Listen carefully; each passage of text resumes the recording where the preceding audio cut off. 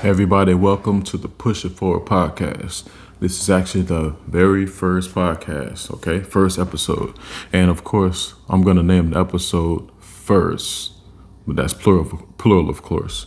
And so, what I want to do for you guys is I actually want to give you a little introduction of myself, where I'm from, how old I am, family, this, that, and the third.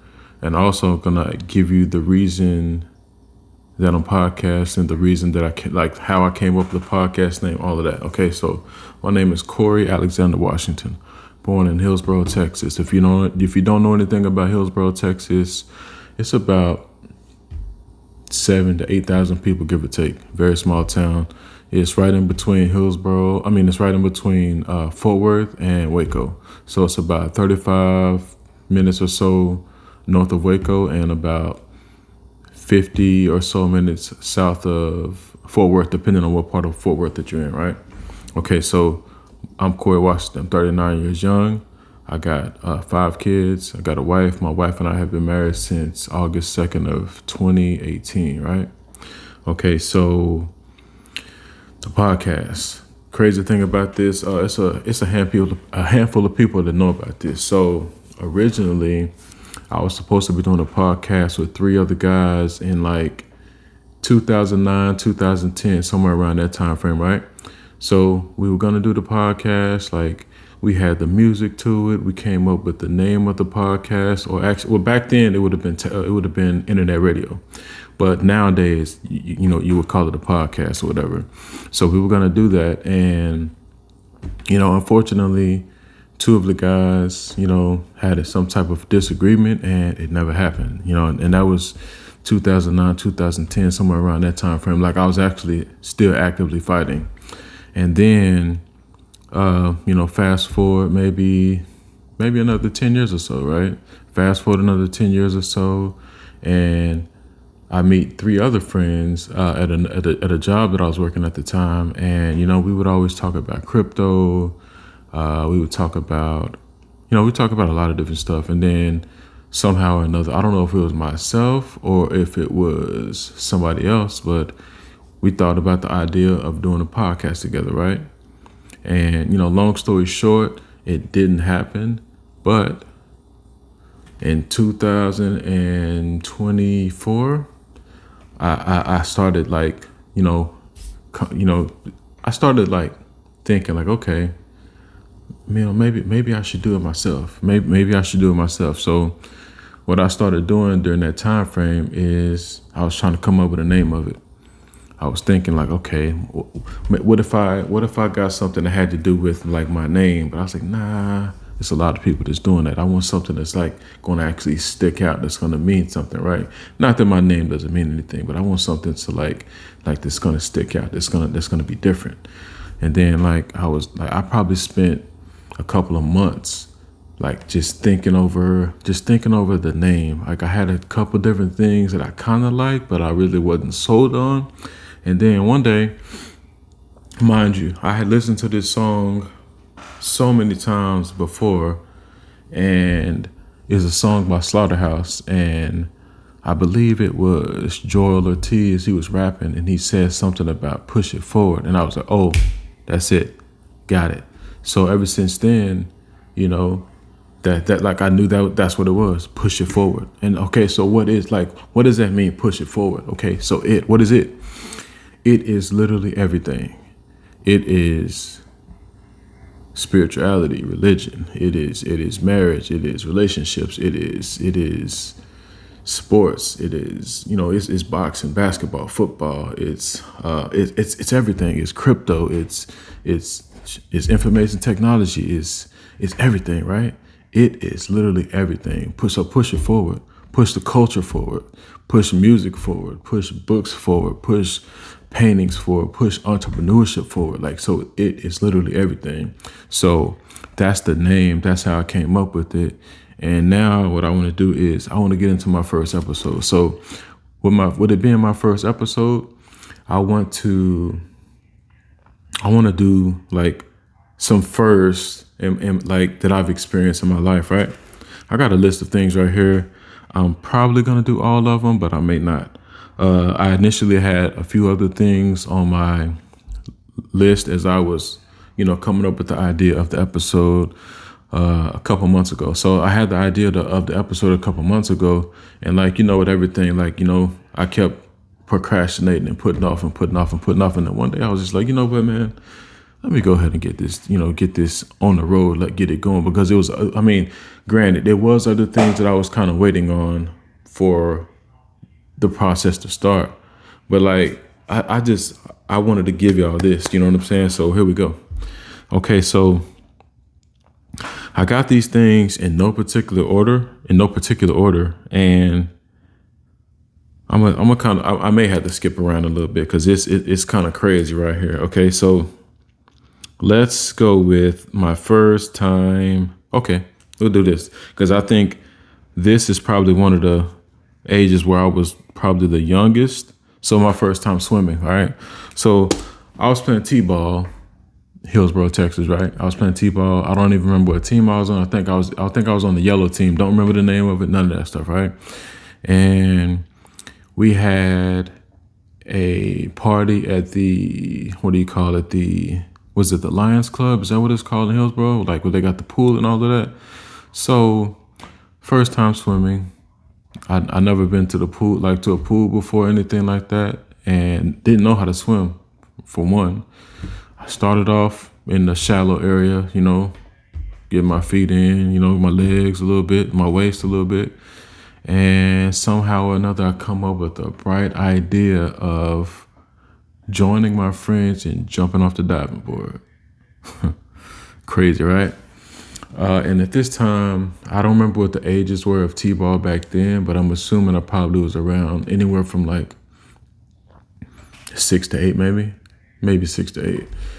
Obviously back then I didn't have the greatest of judgment, and it wasn't that it was peer pressure. I wanted to fit in with the crowd, right? Easily influenced, even though there wasn't, anybody pressuring me or forcing me to do this. So I saw everybody jumping off the diving board, and I went and jumped off the diving board too, right?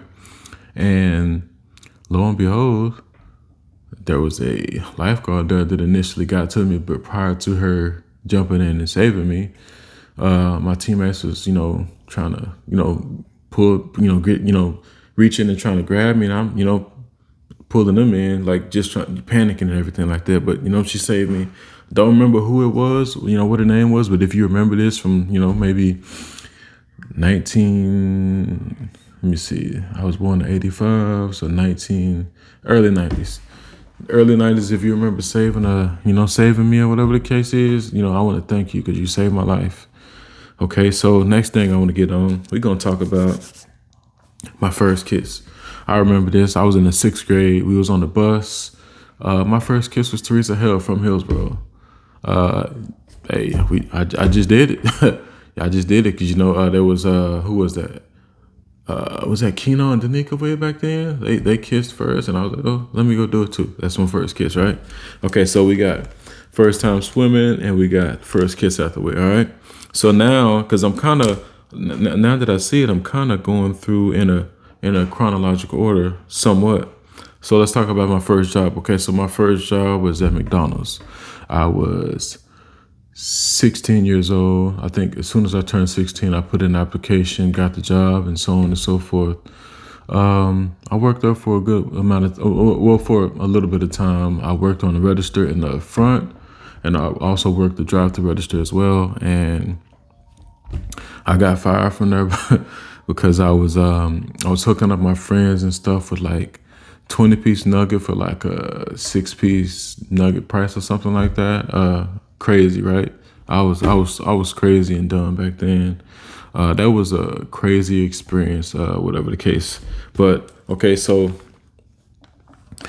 let's get on first time flying. Okay, so my first time flying was to Cancun, right? So we graduated from high school, and initially it was supposed to be this big ass graduation trip, but it only ended up being maybe 10 of us or so that went. I think it was me, Keisha Simmons, Liz Crawford, Jonathan Rubio, my cousin, Jordan Grindstaff, was it Ryan DeWoody, Desiree, Jessica? Who else? Who else? I know it was somebody else, but I can't remember it. Man, that's 2003, bro. That's a long time ago. That's 20 something years. That's 22 years ago. I can't remember exactly who, but like my first time flying, right? Go to, Cancun was the destination. We had an amazing experience. But prior to that, nobody nobody warned me about turbulence, bro. Bro, I didn't know what was going on. So me and Liz were sitting together. I don't know if she had flown before or not, but she was calm compared to me. We take the takeoff for me has always been, nothing crazy. Like, I know some people are terrified of the takeoff. The takeoff was cool or whatever. But like, once we, went up or whatever, when we start like leveling out or whatever the case, eventually it got to where we hit a pocket of turbulence. Now, I wasn't prepared for it. I'm 18, man. Like, I wasn't prepared for it. Didn't know what the hell was going on. Liz was sitting next to me. Like, I grabbed her hand. I squeezed her hand. Like, just because out of pure fear. Like, I was terrified. Didn't know what was going on. And every now and then when I talk to her, see her, she always like brings that up and like makes fun of me or whatever the case is. But like that was a good experience though. First time flying, it was, actually out of the country, because I know some people that I know personally that have never even been on the plane, never been out of the state, really. Some never been out of the country, and, a lot of people that haven't been off of the continent. So, with me talking about being off the continent, I'm go right into my first time being off of the continent. So this was 2014. I took a trip to Phuket, Thailand. The layover was in Seoul, South Korea. So I got an opportunity to visit South Korea and Phuket, Thailand. This is 2014 again. It was a great experience, being able to experience a completely different culture. One of the things that I remember from that is the food was really good. The food was very cheap. And every time, it seemed like every time you ate food at this place that we was eating at that was across from the resort we stayed in, there was always some type of fruit that went with it. And like this food was very healthy. Like, it's nothing like here in America where you get all of these, genetically modified foods and so on and so forth. It's different. I noticed the food there was different. I noticed that the sodas and I think I also had I don't remember if it was a Kit Kat or if it was a Snickers or something like that over there. Tasted completely different from how the food and everything tastes over here. So yeah, that was my first time leaving the continent. Great experience. Okay, let's talk about first car. So my first car was a Oldsmobile Cutlass Supreme. It was red. It was a car my dad used to have, and it sat in our driveway for a few years prior to me getting it. I mean, my dad had upgraded and got a new car, whatever the case. So he gave me that. So I rode around in that for a few years, and then I initially got my own first car, like that I got on my own, and it was I think it was a '06. It was a '06. What was it? '06 Chevy Impala. It was silver.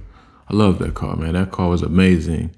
And I ended up getting rid of that one because I had started having it had, I think it was something that happened with the engine or something like that. So and I eventually got rid of that one.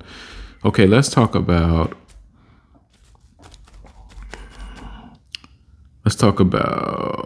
okay, so many of you that are Facebook friends with me know about me. I used to box, right? I used to box. So let's talk about my first amateur fight. Okay, so my first amateur fight I had it was July of 2007 in Kansas City, Missouri. They had like this huge ass international tournament called, what was it called? Ringside International Champ. No, Ringside World Championships, I believe it was called. Kansas City, Missouri. So that trip also was my first time going to Missouri. Never been to Missouri before. Kansas City, Missouri. It was a huge thing inside of like a expo center. And it was so huge that they had 6 rings set up simultaneously. So there'd be 6 fights going on at the same exact time, right? And I fought I was novice. It was my first amateur fight. I was fighting at 165 pounds, and like I was calm and cool like prior to the fight, and then like as I see that my fight is coming up, I'm like walking into the ring and like walking up the steps, right? And like I have like this out of body experience because of the lights. Like you got, I think it was 4 lights, like one on each corner. That you had these big ass lights, and you have all of these people in the crowd watching you. Like there's people from all over the United States, like heavily New York. New York is always heavy. Jersey, Pennsylvania, Oklahoma, Hawaii, like California was, Texas was big. I even believe they had some people there from like Mexico, Ireland, like the UK. Like it was a huge, huge thing, right? So first round, I'm doing my thing, whatever. But the thing that, like in retrospect, looking at it like now, I was so nervous and everything like that I was fighting tense. Like I was fighting tense. So I was like this. And when you're fighting tense, when you're not relaxed, you expand energy very quickly, right? You expand energy very quickly. So I was tense. So I mean, I won the first round, and then come time for the second round, like I'm winning or whatever. And then like there was like, it's like I hit a wall. Like I hit a wall, and like I mean, mind you, and I'm gonna be very transparent. Like I wasn't getting beat up or nothing like that. No, and this guy did have more experience than me. He was a guy that I actually fought. He was from Hawaii. Don't remember his name or anything like that. I'm sure if I looked on Google or something like that, I could probably find his name or whatever. Because there was a point in time where I looked up and saw like that we fought or whatever. But we yeah, I was winning the fight, and then like I just hit a wall, and like I was cooked, and like I don't remember if it was a punch that he landed or what, or I don't remember exactly what happened, but I was tired. Like I was cooked. I mean, I ended up getting stopped, but it wasn't due to the damage or anything that he did or whatever. It was just me being tired, man. Like I didn't know how to be calm in the ring. Like I was just so tense because it was like the environment. Like you got 6 rings at one time. You got these big ass lights. You got all of these hundreds or however many people that was in there. That was a crazy environment. Like for your first amateur fight. Like if I had a smaller one first or whatever the case, maybe it wouldn't have been that same experience as far as like me gassing because I was tense, or maybe whatever the case. But I mean, it is what it is, whatever. Like it's fine. It was a great experience, and I take a lot from that. It takes a lot of courage to get in the ring, because I initially never even wanted to box, and I'm gonna actually get into how that whole thing started. Like it's a domino effect. That's actually the name of the episode that I'm gonna call that, about how like the whole process of me boxing, and actually how wow the whole process of that, and how it eventually led me to my wife through other means and stuff like that. Like that episode will probably take a good 30 minutes or so, maybe. I don't know. Okay, so now let's talk about, well, I guess actually that runs hand in hand. My first love, boxing. Like it initially was basketball. Like I love basketball. And for those of you that know me, my team is the Miami Heat. So basketball used to be my first love, and then like when I started boxing became number one. And I mean, of course, I love football too. My team is the Tennessee Titans. The Tennessee Titans became my team in '99, 2000, and I liked them because of the colors and also because of Javon Curse.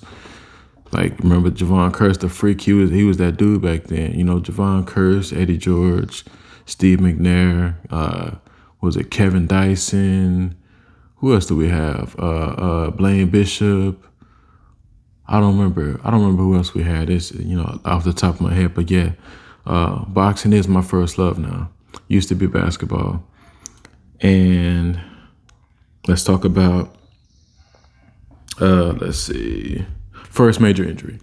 So my first major injury was in 2012, I believe, playing basketball in Cleveland, because at that time I did live in Cleveland. Playing basketball in Cleveland at the White Park. I believe it was after a game had already happened, and you know how like when the game is over, you'll be shooting around and everything like that. So we were shooting around, and then like I felt like this pop, like it felt like somebody had like was shooting or something like that, or dribbling and lost the ball, and it hit me in my heel. That's what it felt like. So I turned around, looking, and like as soon as I turned around and I stepped, I was like, oh shit. Popped my Achilles. So I basically hobbled or hopped from the White Park. For those of you that know, Cleveland, from the White Park on the far end, like away from the furthest goal away from where the cars are parked. We was playing on that end. So I hobbled from there all the way to my car, went to the apartment, and I just took something for it. Like I never went to the doctor, never had surgery or anything like that. Like I just let it heal on its own. And I was actually stupid about it because I was literally trying to run on it maybe a month, 2 months after. And yeah, man, I was crazy. But with that, bro. Crazy with that. Let's talk about the first time seeing my wife. My wife's name is Angie. Maiden name is Angie Grahirenes. She's born in Puerto Rico, raised in Lawton, Oklahoma. So, first time meeting her, I was at a training event in, where was it at? It was like, I don't know if it was Plano or like somewhere in Dallas, because most of the trainings and stuff like that we had were like in the Dallas area, because the Fort Worth region hadn't really been, I guess the Fort Worth region hadn't been big enough. We hadn't built it up good enough yet. So everything was pretty much in the Dallas area. So we go to like a break, I think it was like a lunch break or something like that, or just a break, water break or whatever, restroom break. So I knew some people in the company just from me, talking to people, meeting people, whatever the case. I see my boy Nick, and he was sitting with Angie and he was sitting with Satara. And I'm like, yo, like to myself, I'm like, yo, who is that? Like to myself. So like, I want to know. So I just went over there and like, hey, what's up, Nick? Like, I went over there to sit with them and I ate and everything like that. And I was like, man, like, I was thinking to myself, like, yo, what? I was like, yo, what is she mixed? Like, what is she? What is she? Whatever. Like, for those of y'all that don't know, her dad is from Puerto Rico and her mom is from Nicaragua.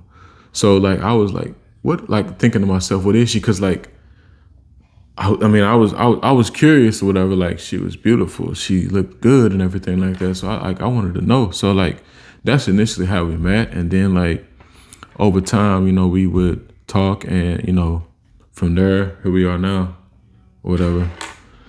Let's talk about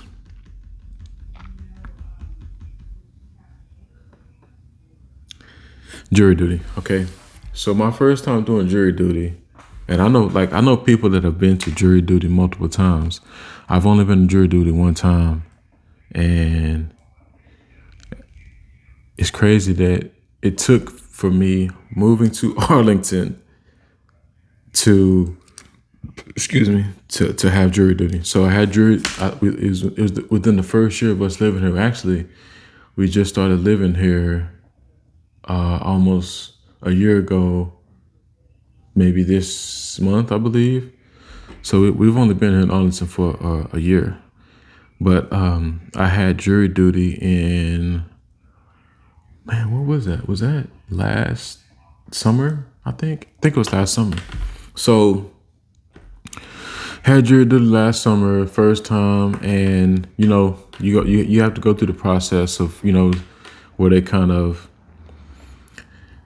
give you the ins and outs of how things working or whatever, and then they ask you questions, basically trying to eliminate certain people. And I'm gonna tell you this. So during like the elimination process, when like they was asking people certain things to like, okay, this person isn't a good candidate, when they was trying to get them out of there, or whatever. So I told myself, and I told somebody like that was sitting next to me, I was like, watch I end up being one of the ones selected for the jury. And it ended up happening. So what happened in that case, it was a case InfoWords. I'm not going to tell you the names or anything like that. You can Google it if you want to. I don't remember the exact year, but I don't remember the exact year that the crime happened. So what happened is there was a guy that murdered another guy with a gun. He shot him. And what happened with that is I don't remember if they were like legally married or not, but I know they had they had a child together. But I want to say they were married. I don't remember. It's crazy. I don't remember. But his ex-wife had moved on, and he supposedly had moved on. Like he would always send her messages like, yeah, I'm doing, I got somebody else, whatever.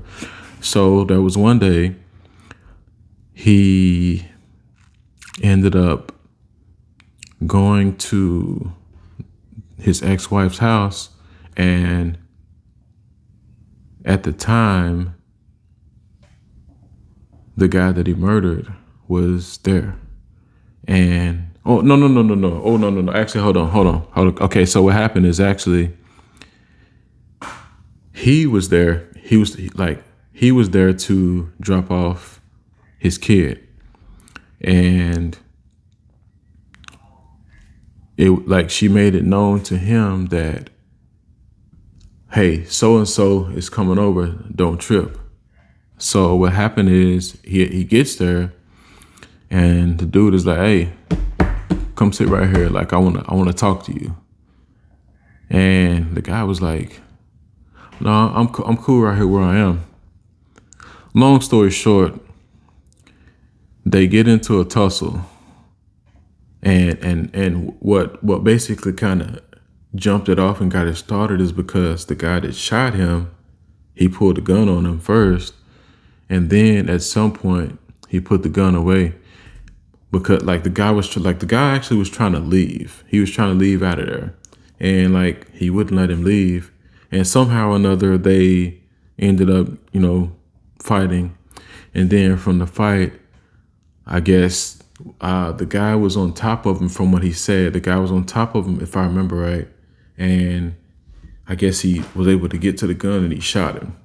And he shot him. He shot the gun multiple times, and he hit him. I think he hit him twice.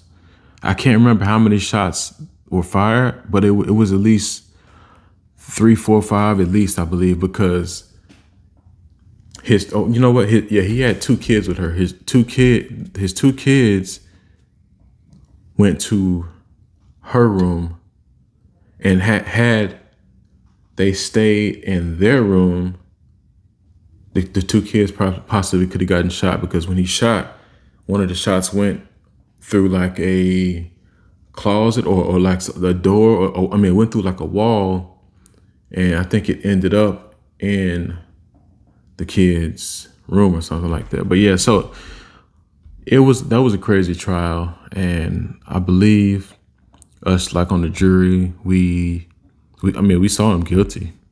We saw him guilty for one, bro, you pulled a gun on this dude and you holding him hostage and stuff like that. Like, you're like, come on, bro. But yeah, we ended up finding him guilty, and I believe we did guilty. He was guilty of like passion of crime, because like in jury duty, like you have to follow certain guidelines. Like you can't make assumptions or anything like this. You have to follow certain guidelines, like with the law. So according to the guidelines and according to what happened, like the witness testimony and all of the evidence and everything like that, we had to follow certain guidelines, and we gave him we gave him passion of crime. I don't remember the exact amount of years it was. I know it was at least 10, but it might have been 15. But I don't remember exactly. But yeah, that was my first time doing jury duty, and that was a crazy experience. And I want to say the first day we had trial, like the official trial, we started on the Monday, and I believe by Thursday, it was wrapped up. Like, it was wrapped up by Thursday. All right, so I covered a few things. Oh, okay. Let's talk about this one right here. I got like two more. Yeah, I got two more things. One I kind of don't really want to talk about, but I'm gonna be transparent. So my firstborn kid, Amila Elizabeth Washington, born August 22nd, 2020. She was born in Fort Worth.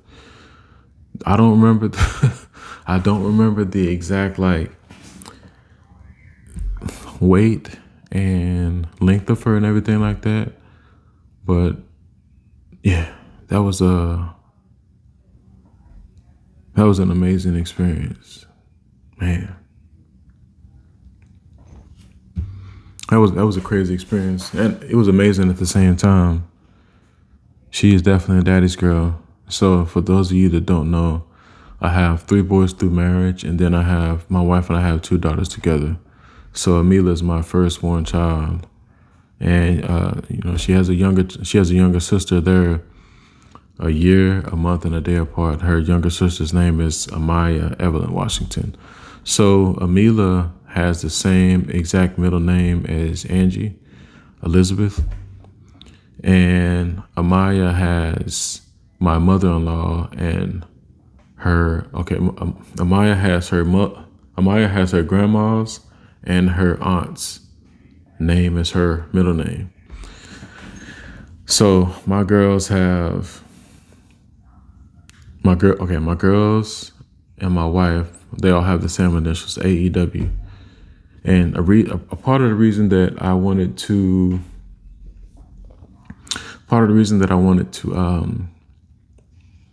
go with an A name for my girls is because, one, my sisters, Alicia and Aaliyah, have A. My niece, Araya, A. My middle name, Alexander, A. So I was like, you know what? Let's stick to the script. Let's go with A again. If I had a boy like of my own, like I don't know what I would have named him. I would have came up with something, but he would have been an A as well. All right, so okay, let's talk about this one. Let me get a quick drink of this sweet tea real quick. Hope I don't get emotional. If I do, I will edit if I have to. Okay, so let's talk about heartbreak. My first heartbreak. You know how like most people have a heartbreak in junior high, high school, college. Like the time frame is like the time frame can be huge, right? You got your your different relationships and stuff like that. Like most relationships don't get serious until like maybe high school, but it's usually after high school, like usually like college and stuff like that. So that's when most people have their heartbreaks and stuff like that. Not me. My situation is completely different from most people. I'm not saying that well, I'm not saying that my situation is worse than anybody's or anything like that, because I know it's people that have been through way worse shit than me. So, for those of you that don't know, for those of you that haven't suspected, I guess it's because I've did a great job of holding myself together as much as possible. Okay, so my dad and my biological mom, I don't remember when they got married or whatever, but I was born in 1985, right? They split up when I was 6, and I believe my only sister at the time, Alicia, she was 2, 3. I think she was 2 or 3. I don't remember the exact age. 2 or 3, right? So they split up. At the time, I was a mama's boy. I was a mama's boy at the time. So like, anytime she went somewhere, hey, I'm with you, right? I'm with you. So I was a mama's boy at the time. So when they split up, man, that shit, it fucked me up. I ain't gonna lie, it fucked me up because it was like going from one thing to like it was completely different. Like it was different like overnight. Like the dynamic, it was completely different. So it went for like, and she didn't move like far away or whatever, but like I'm 6 years old. I can't fucking drive. You know what I'm saying? I can't drive. I can't coordinate like anything. It's whatever. So she moved, I believe, to Waco at the time. I think it was Waco at the time. Then eventually like Temple and Colleen at some point. So they split up. And at one point, it went from me hearing from and or seeing her on a regular basis. And then over the years, you know what I'm saying? Like many years have passed. And then it got to a point to where I would hear from her maybe on like my birthday and like Christmas, right? Okay, so fast forward some years. Like as I get older, as I get more mature, as I start coming into my manhood and all of that stuff, I get to a point to where I'm like, you know what? Something's gonna have to change, right? Something's gonna have to change. So one day I call her up. I was like, hey, listen, I understand. Look at like I guess this is what happens because I talk with my hands so much. Let me move this back a little bit. Okay, so one day I call her up and I'm like, listen, man, like all of the bullshit from the past, I'm willing to forgive as long as you're willing to be consistent with communication. Like, I shouldn't have to be the one to hit you up all of the time. You gave birth to me. Like, come on now. So we had a conversation. She agreed to be more consistent in my life. And for a little bit, she held her word. And then it got to a point to where she resorted to her old behavior, right?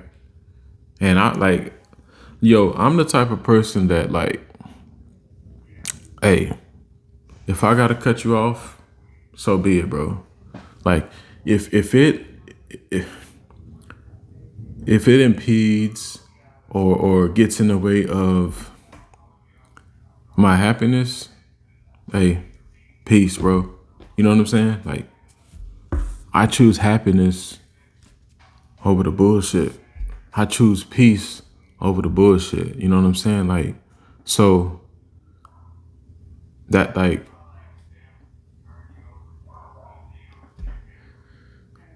let me see, how can I put this?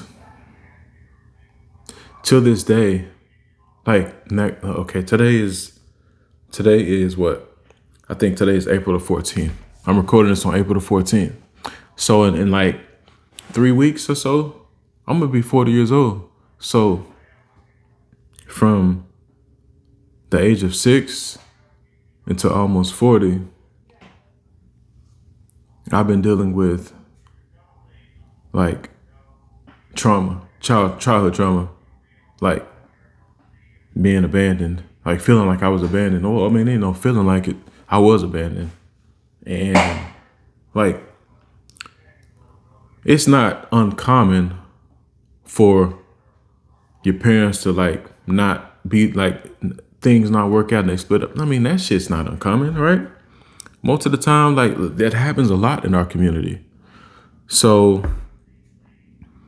but okay, but the difference is normally it's the man that leaves, right? Normally it's the woman that gets the kids. So like for somebody to carry you for 9 to 10 months, and then after 6 years, they leave, that's crazy, right? And on top of that, to make matters worse, I'm gonna tell you some shit that's gonna blow your mind. To make matters worse, you leave a 6-year-old boy and a 2 or 3-year-old girl,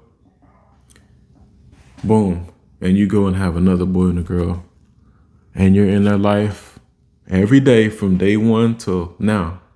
How the fuck you think that make me feel? How do you think that makes Lacey feel?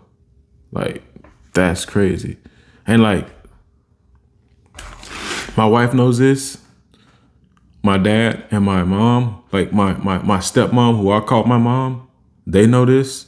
Lacey knows this. My youngest sister, Aaliyah, she knows this. Like the people that's closer to me know this. Like my biological mom, unless God sends me a message or like he has a conversation with me or something like that and tells me I'm wrong, my biological mom will never in her life get an opportunity to meet my wife, none of my family, none. Because my thing is like, I'm not gonna allow you to do to me, like to do to them what you did to me.